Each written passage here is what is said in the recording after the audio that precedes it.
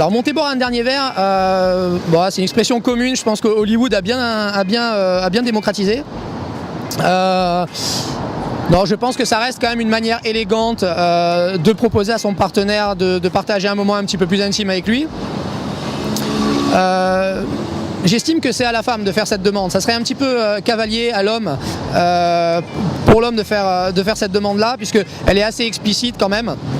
Donc messieurs, laissez quand même la décision à votre partenaire si toutefois elle vous le demande. Mais sachez qu'en effet, à partir du moment où on vous propose de boire un dernier verre, c'est de se retrouver dans une situation d'une situation intime à une situation intime plus.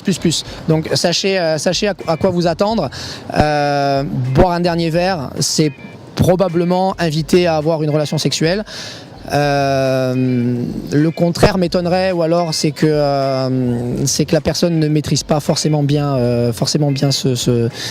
cette petite séquence de mots. Alors, monter boire un dernier verre, ça a souvent plein de sous-entendus. Celui qui monte prendre un dernier verre, c'est derrière, il y a souvent, on va avoir une proposition, il faut accepter dans le dernier verre, puisqu'on monte dans l'intimité de l'autre, dans son appartement. L'autre personne, elle peut s'imaginer que vous voulez aussi partager son intimité physique.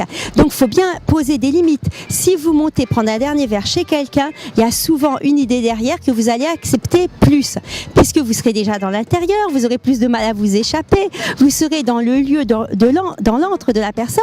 Donc il faut bien savoir que ça implique des choses. Si vous n'êtes pas prête à, comme on dit, à faire plus avec la personne, vaut mieux éviter de monter prendre un dernier verre. Le mot dernier verre donne le dernier verre avant quelque chose. Et l'homme, souvent, il pense que le dernier verre va lui donner l'occasion de conclure. Passe à la marmite.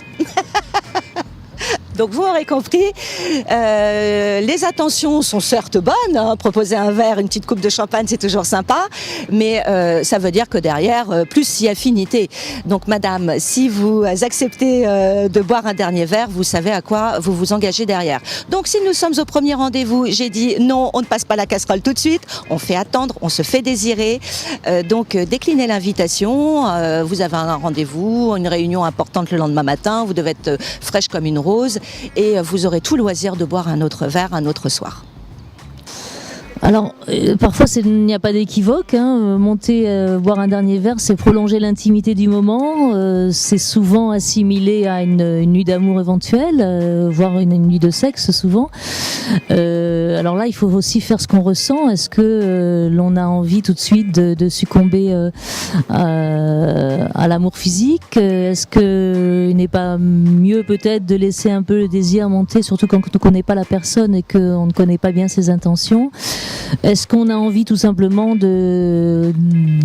aussi de vivre ces petits jeux érotiques et pourquoi pas finalement, si les deux sont d'accord, partager cette jolie nuit? Mais c'est vrai que monter chez quelqu'un boire un verre après une soirée de dating où justement les gens se rencontrent, il est clair que souvent c'est pour se rapprocher, pour être plus proche l'un de l'autre, et il faut être prêt et avoir envie évidemment de coucher avec l'autre.